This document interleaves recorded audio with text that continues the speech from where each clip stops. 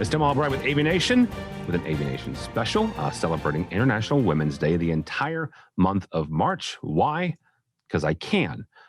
And there's too many really awesome women in the AV industry for me to dedicate to just one day. And with me is one of my dearest friends. I did not say oldest because she is not old, but I've known her for a long time. Dawn Meade, AV Dawn. Again, can't say where you work, but welcome, ma'am.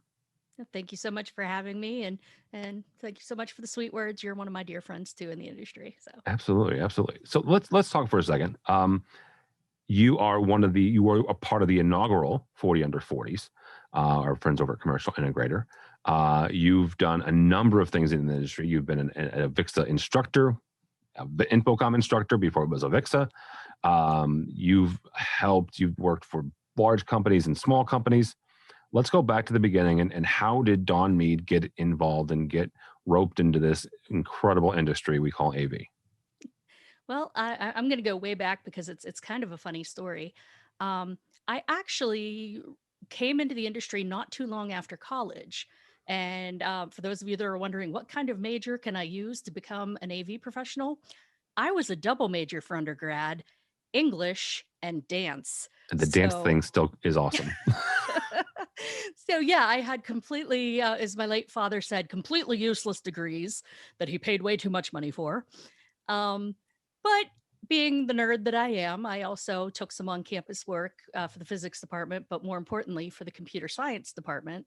And I worked in the computer labs, helping students that weren't super familiar with how the computers worked in the late 90s when it was still becoming more of a thing, and helping them with printing papers and formatting, essays and things like that, from the technical front. So that's kind of where I learned to merge my communication skills with technical skills. God love them, most of the guys, and it was mostly guys that worked for the computer science department and were computer science majors. They were brilliant at technology, but some of them were not that great at talking to people, not just women, but people in general. People, yeah. So I was kind of, even right from the start, translating from tech to normal people for the normal people, which is a theme you'll see recurring. After college, I went sort of into marketing and advertising. Moved from Pittsburgh, my home area, to Maryland for a guy. I know, I know, I failed the Bechdel test. I moved down here for a guy, my boyfriend at the time, now my ex-husband, who was also in the industry. And I got a job at an ad agency, and I was working on advertising campaigns and also hand coding HTML websites back before drag and drop and easy websites were a thing and every 5-year-old could build one. You had to have people that knew how to write HTML, and my lovely geeky friends in college showed me how to do that. So I started there. Within about a year, the commute to the ad agency and just the atmosphere of the ad agency was not good. It was pretty toxic. And my now ex said, "Hey, I'll support you for a few months to find a different gig. We'll take care of you on that front. Just find something you're good at and enjoy. In the meantime, this AV integrator I work for wants a website because websites are the new thing now. So can you maybe come in and build him a website freelance?" So sure, I'll do a little freelance gig, write a website, get it up and running. And I went to the company. I believe they're out of business now, but it was called Advanced Video Systems here in Maryland, and went there, built them their very first website from scratch, HTML and registering with GoDaddy and all, the whole rigmarole. And they said, "This is great. We could use probably maybe some office help if you're looking for work until you find something in your field." I said, "Sure." And the day I started as just office help and doing their website on a more permanent basis, their AV salesman didn't show up. They had a big proposal. He had gotten a big bonus the Friday before, and apparently went on a bender and was never seen or heard from again. So they said, "Oh crap, we need someone to help us with sales, and you did kind of markety stuff. How's about it?" And so that's how I became an AV professional. And it was cool because being a tech geek, I love technology. And I looked around and said, "Oh my God, I can get paid to play with big kid toys. This is awesome." Didn't know it was a career possibility, but I'm down for it. And then immediately followed that thought with, oh crap, now I got to learn all this technology. So, found Infocom, started taking classes, and the rest is history. Well, and talk about the transition and the translation, because you mentioned the fact of taking geek speak and converting it into normal speak for normal people. Right. That's what you've done almost your entire career. Both from, and we somewhat joke, if you watch any AV week in the last, good Lord, 10 years, you'll see Dawn, right now every 6 weeks at least. She currently works for an end user. However, she still does it, right, for the end user, right? She's an in-house, Joe Way will say an in-house integrator, but you're in-house consultant, but you're still converting and translating. How do you do that? How do you take some of that technical speak and convert that into normal people speak, right? Words and phrases, and use, how do you communicate what somebody, a switcher, right, a 16 by 16 switcher, what the engineer, God love them, is trying to accomplish, and you convert that into language that an executive or a IT professional can understand. Right. Well, it helps to have a different mindset. If you've ever seen me on AV Week, you hear me say all the time, nobody cares about your gray boxes, and we love gray boxes in this industry. But the truth of the fact is, if you're not in this industry, you're not excited about a gray box that does something fancy. So you have to start thinking of yourself, if you're in sales marketing, if you're in sales engineering, or if you're in training, if you're a tech, think of yourself as an interpreter. And the first rule of being an interpreter is you can't interpret a language you don't understand. Yeah. So number one, go out and learn as much as you can. If you already know the technical stuff, figure out analogies or metaphors for what you're doing. Way back in the day, I almost broke the training staff at Extron, because back then they were trying to explain all their gray boxes. And I said, oh, wait, I get it. The one that breaks out the RGB-HV, this is back analog days, Yeah. when it breaks out the RGB-HV, that's kind of like the Wonder Bra, because it enhances your signal. And your compressing box, that's the DA, whatever the model number was at the time, that's your sports bra. It compresses your signal down. And I had this whole analogy explaining the gray boxes using bra metaphor, and all the guys in the room were appalled, and all the women in the room were like, I get it. So it's a case of, know your customer, whether they're male, female, whether they're high level, C-level executives, or receptionists, secretaries, assistants that happen to be the one that the CEO level calls to set up the room. Figure out who you're talking to, and then figure out what language they talk. And then figure out how, use analogies, figure out the story behind it. So nobody cares about your gray boxes, but they want to know that their signal is going to be boosted and enhanced and sent down the way so that they have a better image. And I see you trying to stop laughing there, but it's ridiculous.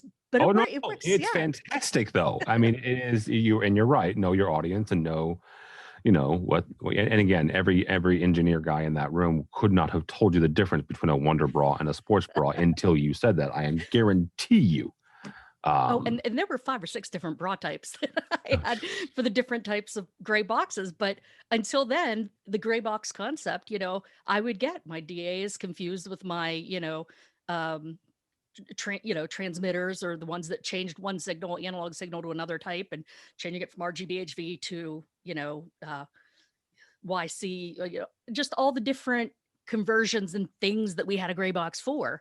As someone new to the industry, it confused me. And then when I realized, oh, it's doing this to the signal, which is kind of like, lift and separate, and separate your signal, guys or gals. And that's kind of, I found it works well for me to just come up with an analogy or metaphor that speaks to your end user, or speaks to the person you're dealing with, and find out how to relate that to our industry. And they understand it so much better. Yeah, absolutely.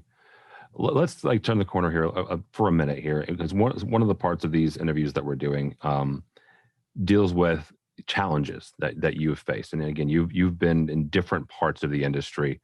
You've never officially worked for a manufacturer. You've helped some manufacturers along the way, and you've helped actually. You were, I would say, you were instrumental in Utelligy coming to the AV industry. That's just my 2 cents. But you've helped a number of manufacturers along the way. Talk for a second about some of those challenges and some of those biases, or how do you what have you faced, and then how did you overcome those? Right. Well, I mean, we have to remember, of course, AV and technology, we're the T in STEM. And you hear for years, STEM, oh, we got to get more women in STEM. We need to figure out how to increase, STEM is a male dominated profession. And how are we going to change this? How are we going to influence this? And to some extent, that's very true. When I started, there were very few women in our industry. Over the most of 20 years I've been in the industry, it's changed significantly. There are a lot more women, but I guarantee when there's no COVID and there's 40,000 people in a convention center for Infocom or ISC or CES or whatever, there's still going to be no lines in the ladies' rooms, and there's going to be lines at the men's rooms. I mean, that's the reality. There's still so many fewer women than there are men. So I think the first thing that we have to overcome is sort of an inherent bias. Science and technology, that's boy stuff. Let's buy our boys video games. Let's buy our girls Barbie dolls. You Yeah. know, that sort of thinking hinders the approach or the welcoming of women. I will say this, and I've said this right from the start in this industry, of the STEM fields, and I have a lot of female friends who are computer scientists, who are lab coat scientists with the goggles working in chemistry and neurology and things like that. Any of the mathematics, even I have some math friends, all of them face the same problems, very male dominated industries. But I will say that of the different STEM fields that I've had experience with or known people with experience with, AV is the most welcoming to women. I've found that within the industry, on the whole, of course, there's always going to be, a caveman or a old style, like, oh, this is guys' work. But on the whole, most men have been incredibly welcoming of women. Most of my mentors in the industry have, of course, been male until I started meeting some of the more influential women, Corey Schaefer and Jan Sandry and so many more. But up until that point, it was dudes. It was, to quote our friend over at AVIXA before she got in trouble with her box, AV is a sausage fest sometimes. Yeah. And to be a woman, you have to first accept that, have a little bit of a thick skin, know you're going to run into those, at this point, Neanderthals who don't think women can understand technology. But the biggest thing is you have to learn, because if you go into a room ill prepared or without the technical knowledge, you're just going to prove their point. And it's a case of you have to learn twice as much and have a series of letters behind your name or a series of experiences on your CV or your resume to prove you deserve to be in the room.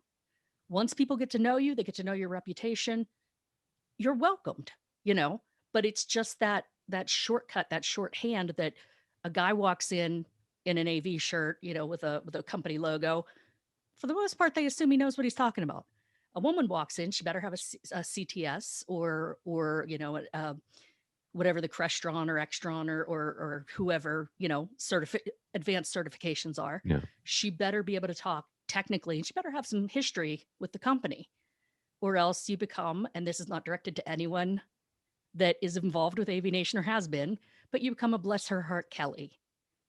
Because when I was, this is not Kelly Perkins, I love you, this is not about you. Yeah. When I first started in the industry and was taking all the classes frantically, there was a lovely girl who worked for a company on the periphery of AV. It was AV, but it kind of wasn't, one of our like furniture or whiteboard or something, not the gray box companies. And she was a salesperson and she knew nothing, bless her heart, about the technology, to the point that anytime we had a meeting with her, the entire company referred to her as bless her heart Kelly. And it's become a stand-in phrase, for that sort of, and you can have guys that are bless her heart Kellys, but people assume they know what they're talking about.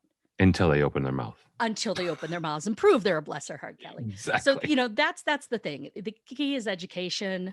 The men are welcoming in this industry, but you need to know what you're talking about. And that's the biggest challenge to overcome is getting that reputation, getting that credential, that knowledge, so that they say, oh, she doesn't just get a seat on the table because she's a woman. She gets a seat at the table because she knows what she's talking about and happens to be a woman. Yeah, absolutely. Let's kind of wrap up here and look back at the industry when you're ready to retire, and you are not anywhere, shape, or form close to it. But when you're ready to say, okay, I'm going, and this is I'm retiring. When you look back on your career, when you look back on the industry, what do you want to see have changed? Obviously, this is International Women's Week, International Women's Month. So, at the risk of paraphrasing a great man we celebrated last month, I want us to not see gender. I want us to not see color. I want to live in a world where anyone and everyone that has the passion and has the education can be a working AV pro and have that respect, just as an assumption. The day that you don't have to say a female AV professional, it's just an AV professional. That's the important thing, Yeah. similar to what's going on in the world. We don't want a female vice president. We want a vice president. She happens to be female, It's that kind of shift in mindset that I hope is there. And of course, the tech geek in me hopes to see all the cool whiz bang stuff like we've seen growing up on television and movies and the Jetsons. A lot of that's come true, but there's An always affordable something new. OLED. You want an affordable OLED by the time I want my wall to be an affordable OLED held up with command strips because it's so light and easy. But that's been a multi-decade at this point. Dawn and I goal. share a love of OLED or an obsession. I'm not sure which it is right now. So I'd lean more towards obsession. But yeah, I agree with that. All right, Dawn Meade, thank you so much, ma'am. My And pleasure. thank you for hanging out with me for this many years. Oh. How do people connect with you? Well, you can always find me on Twitter, Instagram, Snapchat, all those social things at AVDawn. You can find me on LinkedIn and the more official things, Dawn Meade with an E on the end, just like the general. And you can't find me at work because if I told you where I work, I'd have to shoot you. But you can always find me here on AVNation.tv as a guest on Tim's fabulous AV Week show periodically and hosting AVSocial and not talking about gray boxes and how to sell them without that. No gray boxes. No bra analogies. I promise we've outgrown that. No pun intended. I don't believe you. Eventually, one of these times, you're going to do it, and you're going to make Mitchell blush. So, I've been trying to make you blush for years now, so you do it like what you just think, and I blush. So anyhow. All right, thank you, ma'am. For us, she's right, AVNation.tv. That's AVNation.tv. You will find Dawn's program, AVSocial, on that website, as well as our two weeklies. AV Week looks at the commercial side of the industry, and Resi Week looks at the residential side. All that and more at AVNation.tv. That's AVNation.tv.